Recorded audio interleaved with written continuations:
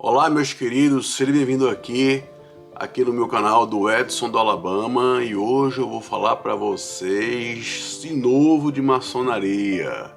Hoje eu vou explicar para os leigos como surgiu a maçonaria, o que são os graus da maçonaria e como ela se divide. Então, isso aí já é um começo para que você entenda melhor como funciona a maçonaria universal. Roda aí.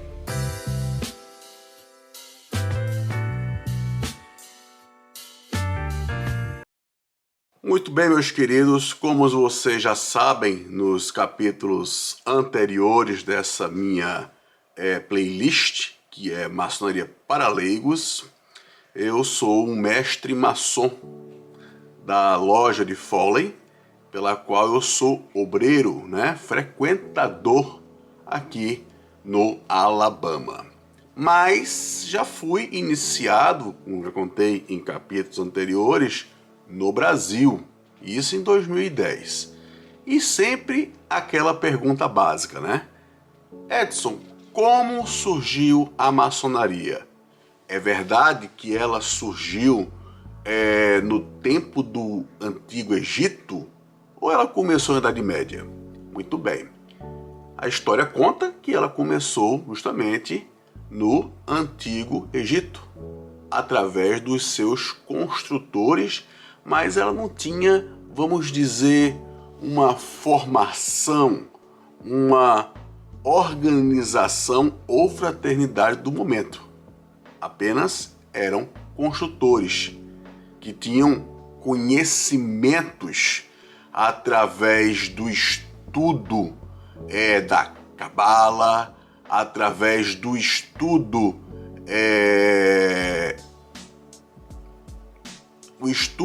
através do esoterismo e o conhecimento que eles recebiam diante de Deus. Mas como realmente eu posso dizer que ela surgiu como uma fraternidade, uma organização? Aí nós vamos lá para a Idade Média, começo da Idade Média, quando os construtores começaram a fazer construções de catedrais, grandes palacetes e palácios na Europa. E essas pessoas precisavam ter um passe livre para fazer as construções, porque como você sabe, a Europa ela é pequena e cada país é emendado um com o outro, cada um com sua língua, e existia a fronteira, a dificuldade para passar. E aí surgiram os chamados os pedreiros livres. Era o único povo que tinha acesso a poder andar em toda a Europa, uma vez que eles eram os construtores. Então, para quem não sabe, o termo maçom, que é um termo francês, quer dizer pedreiro. Em inglês, aqui chama-se o Freemasons. Freemasons, então, pedreiros livres. Por isso que surgiu esse termo. E aí a pessoa fala, mas Edson, conta que como é que era na época, a pessoa ser um pedreiro? Naquele tempo não existia faculdade, escola. Exatamente. A arte vinha através do conhecimento divino, das pessoas que tinham o dom em fazer o quê? Lapidar uma pedra bruta e fazer dela grandes construções. Por isso que surge na maçonaria o chamado grau. A maçonaria, que é chamada nesses 3 graus, chamado de simbólica, ela tem o primeiro grau, que é o grau 1, que chama-se o aprendiz, que é esse aqui, que é o cara em que ele está pensando aqui como ele vai lapidar. O termo que a gente usa muito na maçonaria chama-se debastar essa pedra bruta. Então, ele tinha que ter esse dom. uma vez que ele, mostrando para o mestre dele que ele conseguia lapidar uma pedra bruta, ele passava para um grau 2, que é chamado de companheiro, que é essa pessoa aqui. Você repare aqui, ó, um detalhe que a câmera mostra a você, que aquela pedra que esse cara estava trabalhando era uma pedra bruta. Agora nós temos uma pedra totalmente que ela é lapidada. Então ele virou o termo chamado companheiro. Mas toda pessoa que aprende a debastar uma pedra bruta, tornar-se uma pedra polida, ele quer saber o segredo final. Ele tem que virar um mestre. E é nisso aqui que surge o termo o mestre maçom, que é essa linda imagem que eu recebi aqui de presente há muitos anos atrás, lá no Brasil. Então, o mestre maçom é o grau 3, o grau máximo que a maçonaria simbólica tem. Então, para o cara ser um mestre maçom, ele teria que ter sido um aprendiz para lapidar aquela pedra, aprender a trabalhar e melhorar essa pedra, virado um companheiro e chegando ao grau máximo, que é o mestre maçom. Edson, mas conta, né, que para as pessoas passarem para cada grau existia um certo toque, existia um certo aperto de mão. É verdade? Vamos dizer que isso aí era uma forma de eu identificar o seu conhecimento, porque naquele tempo não tinha faculdade, não tinha currículo para mostrar ali como estava o seu conhecimento para eu colocar você no meu trabalho. Então, estamos falando da idade da média.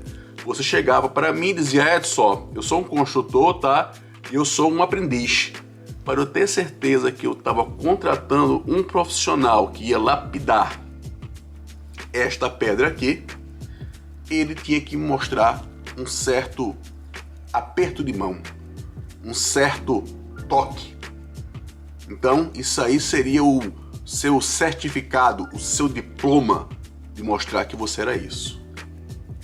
E é assim até hoje, uma coisa que foi conservada por milhares, entendeu?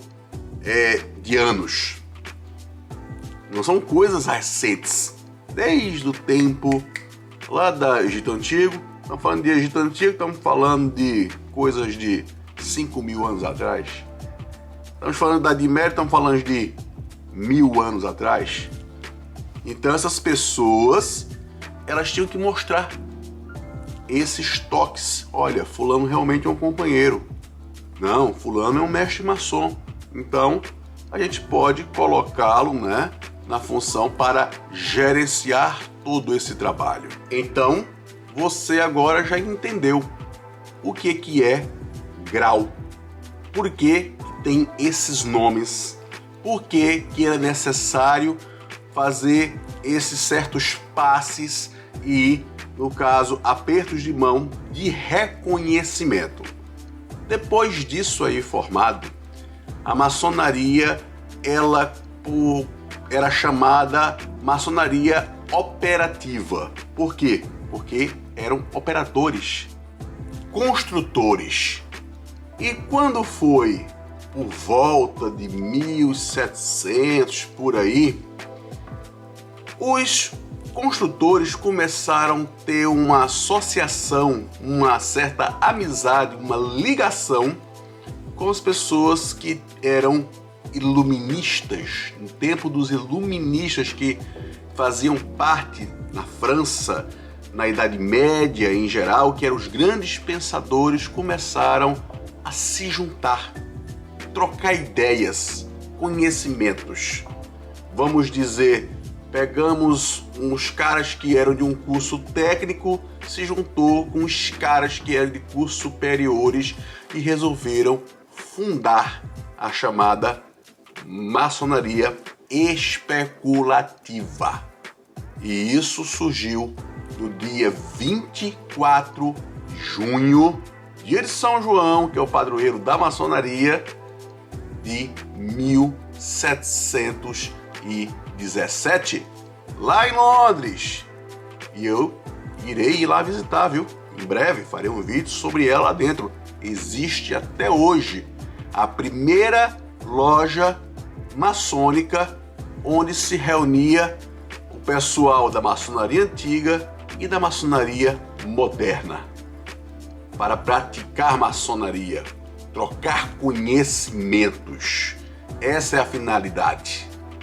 E nisso, chama-se loja. Por que chama-se loja, Edson? Nome loja? Porque eram os locais que as pessoas se reuniam para os construtores trocarem ideias depois de ter praticado o seu ofício. Por isso que ficou o termo chamado loja, lodge, que é o termo em inglês que ficou até hoje. Certo?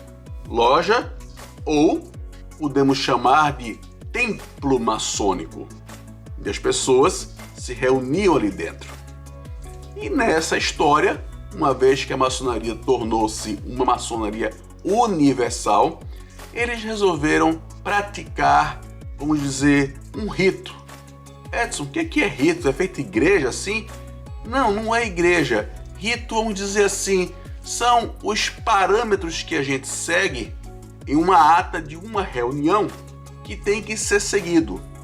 O que é que a gente faz primeiro isso, aquilo outro? Por exemplo, quem vai numa missa em uma igreja católica, né, você recebe um jornalzinho e ele tem todo um ritual, desde o momento em que o padre começa a falar, quando tem um diácono que vai falar, tem as pessoas que vai para o púlpito.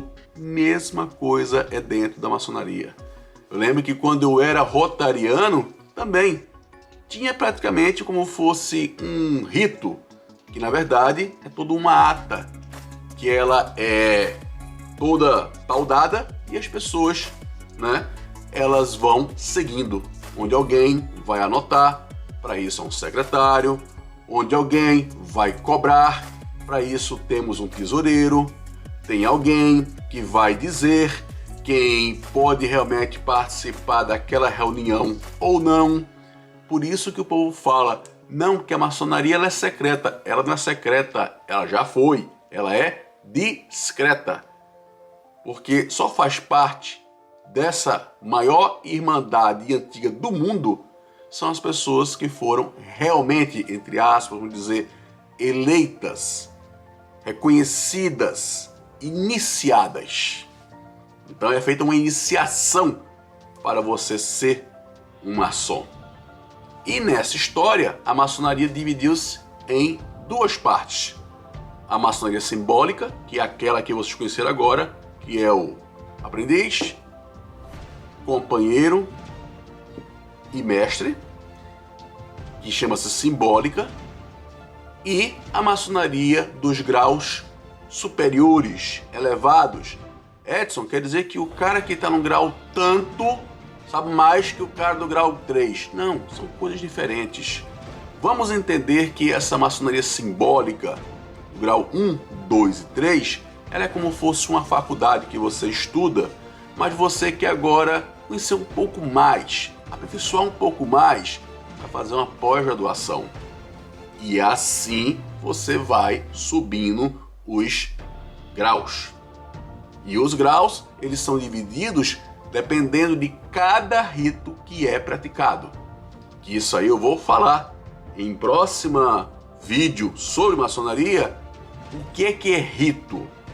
Que tipo de rito domina na maçonaria no mundo, no Brasil, aqui nos Estados Unidos, aqui mesmo, nos graus simbólicos, praticamos o chamado rito americano. Erroneamente, muita gente diz que é o rito York. Está errado. E vou mostrar e comprovar isso aí. se deu para entender para vocês essa minha explicação, vamos dizer aqui, mais básica possível, para que vocês entendam, comenta aqui no canal. Eu fico feliz quando as pessoas dizem o que pensam, o que acham, deixem suas dúvidas, pois no próximo vídeo eu vou falar o que é um rito, o que é ser um maçom regular ou irregular, uma maçonaria regular ou irregular, e falarei também para vocês, se der, talvez para um outro vídeo, os costumes da maçonaria americana, que é bem diferente que é praticada no Brasil. Falou? Para vocês que ficam aí, meus queridos, aquele abraço.